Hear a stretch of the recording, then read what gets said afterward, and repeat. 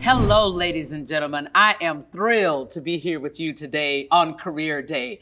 And I'm even more thrilled to share with you a few of what I like to call Carla's pearls, my hard-earned and hard-learned pearls after being a woman on Wall Street in a few days as of 34 years. And I dare say that I have learned a few things about not only surviving, but more importantly, thriving in the seat that you sit in or the seat that you aspire to sit in. And today I'm going to share a few of these pearls with you, a couple that will help you get to the seat that you aspire to be in, and then a few that will help you to thrive once you get there. The first pearl that I want to leave you with is, believe it or not, the most important component to getting the seat that you want is to understand what the buyer is really buying. Ladies and gentlemen, there are very few roles where your prerequisite experience is the dominant affirmative factor in your getting the job. All you need to do is to really understand what is the buyer buying, which means you need to understand the key success factors for the role that you are interested in. It doesn't matter if you're just starting out in your career, or if this is the first time that you're doing that particular job, or whether or not you are 30 years into your career and you're looking to change careers. If you understand what the buyer is really buying, with that first question that always happens in an interview, Jerry, tell me about yourself. Joan, tell me about yourself. What brings you to sit in this seat in front of me today? That's where they're giving you the opportunity to tell your story. And you should tell your story through the lens of what the buyer is really buying. It doesn't matter what your story is. If you know what those key success factors are, as you tell your story, you should incorporate some of those words into your narrative. Let me give you an example. When I received my first job on Wall Street, the only real company that I had on my resume was McDonald's. McDonald's. Now, you might be thinking to yourself, what does flipping hamburgers have to do with selling stocks and bonds? But when I sat in that interview chair, I said to the interviewer that I was made crew member of the month while I was still on probation. If you don't know, McDonald's puts you on probation for 90 days before they really give you the job. And within those first 90 days, I was already made crew member of the month. I was also made a junior manager while I was still in high school. I also had the highest grossing register every night that I was on duty. And oh, by the way, I won the prize for suggesting sales. You know, when you go into McDonald's and you say, can I get a Big Mac? The person is supposed to say, one Big Mac, by the way, can I get you an apple pie? Can I get you a large fry? That's suggesting sales. And I won the prize for suggesting sales. Now, what did that say to the interviewer? That said to the interviewer that I was highly motivated, that I was respected by my peers, that I liked to win, and oh, by the way, that I could penetrate client thought. What do you have to do to be successful on Wall Street? You need to have an appetite for winning. You need to be respected by your clients and your colleagues, and you need to know how to penetrate client thought. They could teach me about stocks and bonds, but what the buyer was really buying were those other attributes. And when I told my story, I made it pretty obvious that I already had that. And oh, by the way, I'm smart. I can learn quickly, so it doesn't matter if I haven't done that thing before. I'm confident that I will be able to learn it. So understand before you sit in that chair, whether you are changing departments in your current organization or whether you are interviewing for something new, understand the key success factors for that new role. And when you are telling your story with that first question, make sure that you incorporate some of that data into your narrative. And you will certainly get an opportunity at the second interview, if not get the job. The second thing that I'm going to tell you is that it is important when you get the job that you focus on putting points on the board in the first 90 days. Now, what do I mean by that? If you understand the key success factors and you understand what it takes to succeed, you should strive in those first 90 days to prove that you can, in fact, deliver those things. It's just natural for anyone after they have met you in about 90 days to start creating a judgment. Was she a great hire? Is he the right person for the role? So you don't have to master the job in the first 90 days, but make sure that you can demonstrate key competencies around those things that it takes in order for you to be successful. Which also brings me back to the interview. By the way, when you're interviewing, at the end of every interview, the interviewer always says, "Do you have any questions for me?"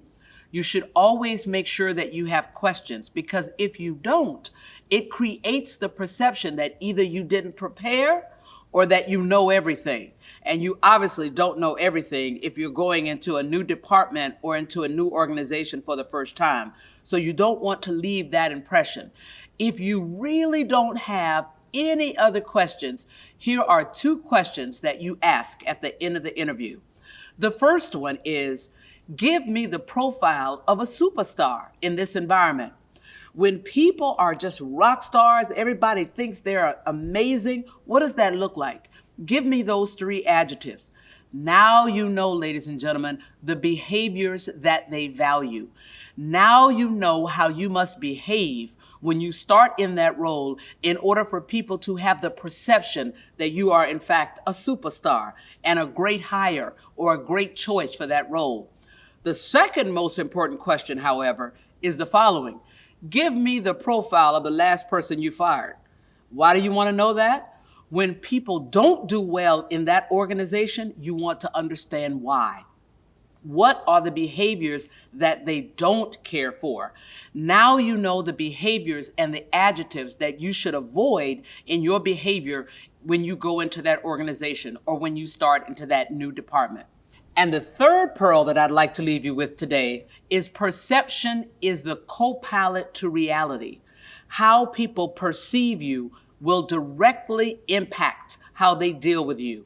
Yes, the reality of how smart you are has something to do with your success equation. The reality of how hard you work has something to do with your success equation. But a very big component of anybody's success equation is the perception that the marketplace has about you. What lens are they looking through when they are looking at you? And if you want to maximize your success in the seat that you're sitting in or the seat that you aspire to sit in, you must understand those adjectives that are associated with that seat. If you don't, you can work really hard, but you won't maximize your success in that seat because you're working in a way that is inconsistent with the way they are thinking about success.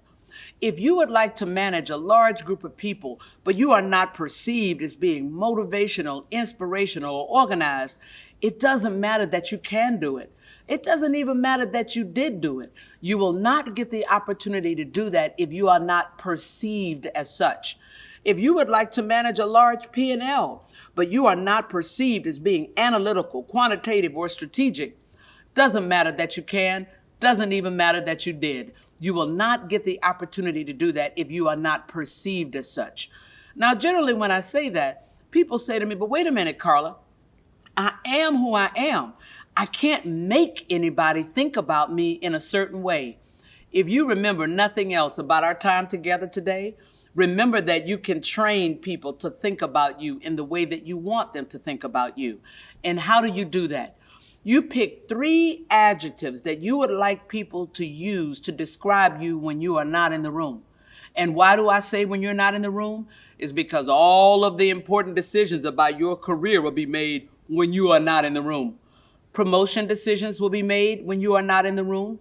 Compensation decisions will be made when you are not in the room. And new assignments will be given out when you are not in the room. So how do you want people to describe you when you're not in the room?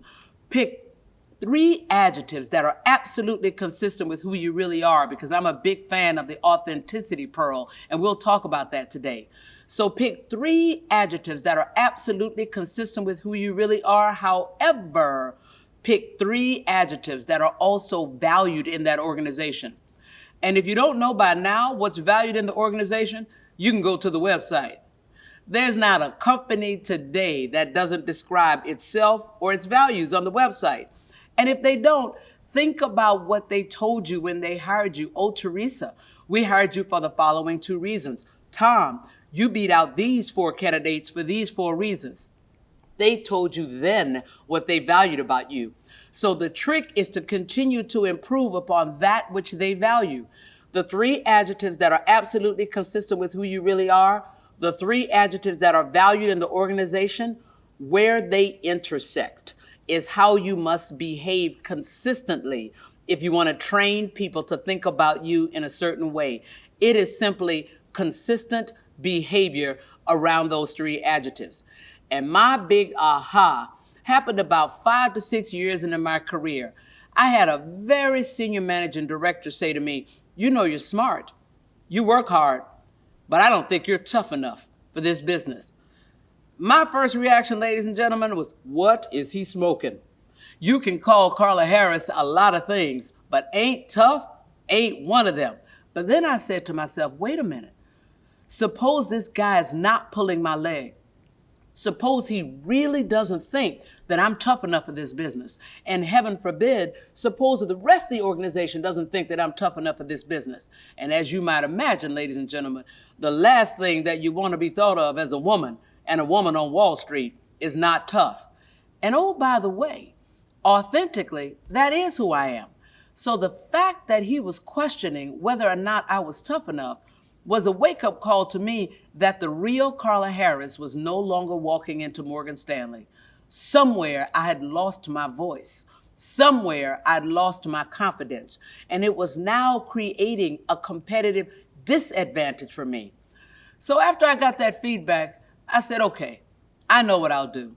For 90 days, I decided I would walk tough, talk tough, eat tough, drink tough, use tough in my language. Because it's important that if you want to train people to think about you in a certain way, you must have consistent behavior around those three adjectives. And you must use this language in your environment, particularly when you are talking about yourself. So I had a reputation of being very good at critiquing management presentations, so much so that before we would take a company on the road for a multi-billion-dollar IPO or a multi-hundred-million-dollar common stock transaction, my colleagues would often ask me to come into the room, listen to this CEO's presentation, give this CEO some feedback, even when it was not my deal. So the next time someone asked me to do that, after I'd gotten this feedback, I said, wait a minute. Tell me a little bit about this CEO. Is this guy sensitive? Does he have a thin skin? I don't want to hurt anybody's feelings because you know I'm tough. And in about 90 days, it worked over and over, talking about who I was and using the word tough as I described myself. There was a team of people coming to see me. They didn't know I was behind them. The VP was beating up the poor associate. Do you have the backup analysis? Do you have the synergy analysis? We're going to see Carla Harris, and you know she's so tough. So yes, ladies and gentlemen, they will start to think of you in that way if you have consistent behavior around those three adjectives. But it is imperative that you understand the adjectives that are associated with success for the seat that you're sitting in or the seat that you aspire to sit in. If you are in a finance role, for example, they should describe you as analytical, quantitative. If you're in a marketing role, they should say that you are creative, out-of-the-box thinker. If you're in a sales role, they should describe you as commercial, relationship-oriented. And oh, by the way, anytime that you're starting in a new role, never assume that you know what success looks like. That's the mistake that most of us make. We go in and say, I'm going to work really hard. They'll see that I'm really good. But if you don't understand how they are defining success, you will offer those things which are not valued. And if you offer those things that are not valued, you will not be rewarded. So always take the time to ask the question, what does success look like in this role? And the conversation goes like this: Jim, what needs to happen in order for you to say I knocked the cover off the ball and the ball out of the park? If Jim says, Mary, you do the following 5 things and I will consider that an out-of-the-box performance. Now, Mary, you know exactly what you're playing for. You know how to maximize your success in that role. But more importantly, if Jim says, I don't know, Mary, just do what you always do. Mary, note to self, Houston, we have a problem. Because if Jim can't tell you what success looks like, you will never maximize your success in that seat, because success is always shifting, and that will make your performance vulnerable to outside influences on Jim. So if Jim can't tell you what success looks like, you should say, Jim, you're not sure what success looks like in this seat? Give me 10 minutes. Let me walk you through it. You tell me what you like and what you don't like. Now, Mary, you know exactly what you're playing for. You know how to maximize your success in that seat. And the last pearl that I'm going to leave you with today is your authenticity is your distinct competitive advantage. Nobody can be you the way that you can be you. And the day that you received your current opportunity or you get that offer, somebody else did not get the job because you're the best person for the job. So the last thing any of us should ever do is to submerge that which is uniquely you. Anytime that you're trying to speak or behave in a way that is inauthentic to who you really are, that's when you create the competitive disadvantage because you're using valuable intellectual capacity that you could use to really hear what your internal or your external client is saying, yet is not articulating. Valuable intellectual capacity that you could use to demonstrate that quick twitch response, and valuable intellectual capacity that you could use to co-create with that person on the other side of the table. As quiet as it's kept, ladies and gentlemen, I have figured out after 3 decades on Wall Street that most people are not comfortable in their own skin. So when they see someone who is comfortable and confident in their skin, they will gravitate towards you. They absolutely want some of that. If your success, like mine, depends upon your ability to successfully penetrate relationships, the easiest way to penetrate a relationship is to bring your authentic self into that environment. When you bring your authentic self into that environment, people trust you. And trust is at the heart of any successful relationship. This was an interesting pearl for me to acquire. As you may know about me, I'm a gospel recording artist. I've done 4 CDs, 2 videos, 5 sold-out concerts at Carnegie Hall, and 2 sold-out concerts at the Apollo Theater. But when I started in finance, I didn't want anybody to talk about the fact that I was a singer. I want to be known as a no-nonsense, analytical, quantitative banker. Let's not get it twisted, boys.